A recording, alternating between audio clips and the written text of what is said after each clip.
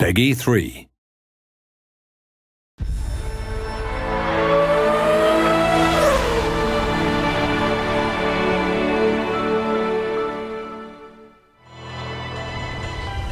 Welcome to the second developer diary for F1 2011.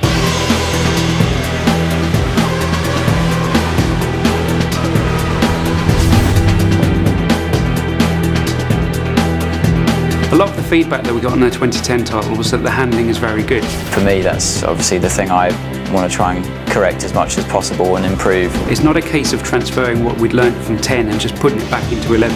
The suspension has changed completely. The aero's been updated. You can feel more involved with the car now. So the fundamental race experience is different now for qualifying than it is for the race. Qualifying's about those golden 2 laps, getting it right, hanging the car out there, really pushing it, really attacking the curbs, which you couldn't do last year. You can in 11.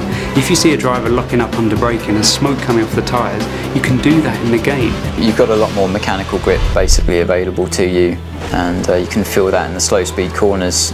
I think it's fair to say last year we were trying to balance handling and AI at the same time, whereas a year later we've already got that foundation there. The easiest way to look at the AI this time around is they're more dynamic in their decisions. In F1 2010 they would often make the right decision, but then that situation would change and they were committed to a course of action, whereas in F1 2011 they're aware of all the variables, all the surroundings, and they're able to adapt their responses on the fly if things change. It's about them being in sync with the player, following the rhythm of the race. You know, they'll go for an overtake, a bit of draft, and all of a sudden that side of the track's not the right one to be on. They're much more likely to pull back in rather than just try a crazy move around the outside. I mean, they can certainly make mistakes. A driver can put too much throttle on coming out of the corner and spin out. There is a fairly complex system in the background that talks about the kind of gaps that they'd be willing to go for when they're trying to overtake, how quickly they'll put the throttle on. Like, some drivers are smoother than others. The AI is tougher.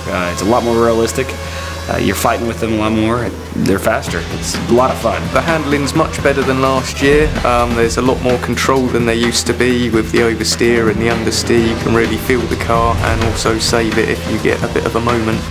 So now you can race nose to tail at such extreme speeds. It really brings the race alive. As each incarnation of the game comes along, you see big steps, and we've definitely seen a big step in this one.